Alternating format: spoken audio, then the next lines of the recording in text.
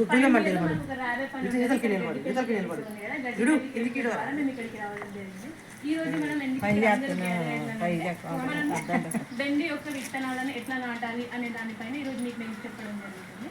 ముందుగా దీన్ని మనం కిచెన్ గార్డెన్ అని అంటాం. కిచెన్ గార్డెన్ అంటే ఏంటిదంటే మనం ఇంటి చుట్టూ ఉన్న ప్రాంగణంలో, ఇంటి వెనుక కానీ ఇంటి ముందు కానీ సైడ్లో కానీ ఎక్కడైతే ఉందో ఉన్న కొంత స్థలాన్నైనా మనకి ఏ విత్తనాలు దొరికినా కానీ బెండి కానీ పాలకూర కానీ ఏ కూరగాయలైనా కానీ ఉన్న స్థలంలో మీరు సాగు చేసుకోవడానికి కిచెన్ గార్డెన్ అని అంటారు. ఈ కిచెన్ గార్డెన్ వల్ల మనకి చాలా లాభాలు ఉంటాయి. ఒకటి ఏంటంటే మీరు రోజు పెట్టే కూరగాయల ధర అనేది తగ్గుతుంది.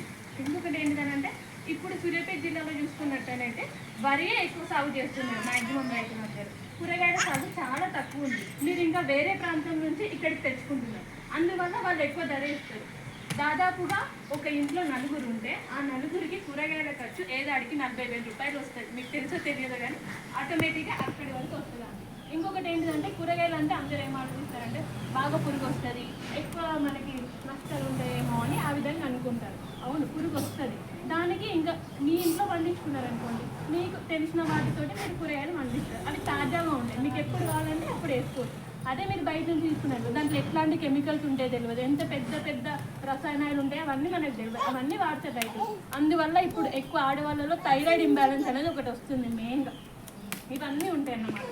కాబట్టి మీరు మీ ఇంట్లో ఉన్న స్థలాన్ని, ఒకవేళ మీకు స్థలం లేకపోతే చిన్న చిన్న పాట్లు ఒకటి దొరుకుతాయి కుండీలు, దాంట్లో వేసుకోవచ్చు.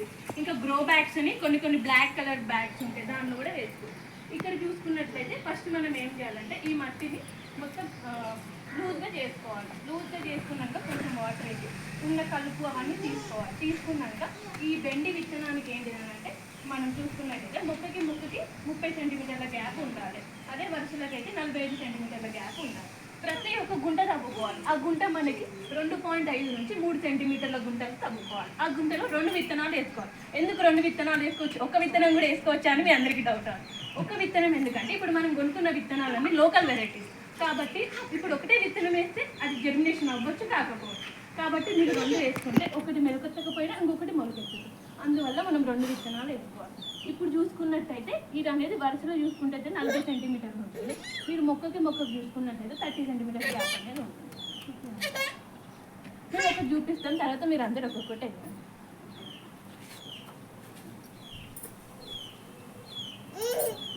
కట్టుకులు తీసుకోరా, కట్టపళ్ళు అయితే గట్టిగా ఉండాలి. కట్టపళ్ళు రాలుగా సరిపోద్ది. ఇన్ని చూసుకున్నట్టయితే ఇక్కడ ఈ 2 విత్తనాలు వేసినాక కూడా మనం ఈ మట్టి ఉంటుంది కదా, దాన్ని మొత్తం గట్టిగా దానిపైన పెట్టడం వల్ల కొంచెం ఇట్లా వేసి ఇట్లా కవర్ చేసుకోవాలన్నమాట. మొత్తం పెట్టుకుంటే ఏవి దాంట్లో లోపడిపోకుండా ఇది అనేది మొలకెత్తది. మొలక మలుగుద్దన్న పైన ఉంటుందండి మట్టి మొలక పైకి రానియదు. మరియు అదొక కాయ ఉంటాయి కదా, దాంట్లో పురుగు వెళ్ళే అవి బాగా వస్తాయి. ఇంకొకటి తెల్లదోమ అని ఉంటుంది. అంటే ఇప్పుడు మీరు ఆకు చూసుకున్నట్టయితే ఆకు కింద తెల్ల పురుగులు అనేటివి ఉంటాయి. ఇప్పుడు ఇది రావడం వల్ల ఆకులు అనేది ఆకుపచ్చగా అయిపోతుంది. ఇంకొకటి కాండము మరియు బెండకాయని తొలిచే పురుగులు ఏంటంటే బెండకాయ ఉంటాయి కదా, వాటికి రంధ్రాలు ఉంటాయి, లోపల పురుగు ఉంటుంది. ఆ పురుగు వాటిని తిని మళ్ళీ కూడా దాంట్లోనే వేస్తుంది అన్నమాట. ఇందులో వల్ల మీకు చాలా కొంచెం నష్టం అనేది వస్తుంది. కాబట్టి మీరు ఎప్పుడైతే పురుగును చూసినప్పుడు నార్మల్గా మనకి ఇలా వేప చెట్లు ఉంటాయి కదా, వాటి యొక్క సీడ్ గింజలతోటి ఒకటి వేప నూనె ఒక ద్రవం దొరుకుతుంది మనకి. ఆ ద్రవం వేసుకోవచ్చు. అంటే కిచెన్ గార్డెన్ మనం చేసుకున్నట్టయితే రసాయనాలకు కాబట్టి అప్పుడు మీకు ఆరోగ్యం ఉంటుంది, డబ్బు ఆదా అవుతుంది, మీరు అందరూ ఆరోగ్యంగా ఉంటారు. ఈ మహిళలలో కూడా ఎక్కువ థైరాయిడ్ ఇంబ్యాలెన్స్ కానీ వేరే ఏం ఇష్యూస్ అనేది మీ ఎవరికి ఉండేవి అన్నమాట.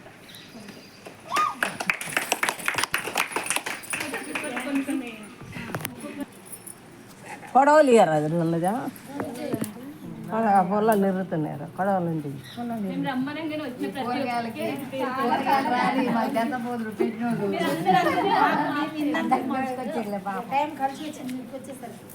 ఓ మరి నిలబడలేదు.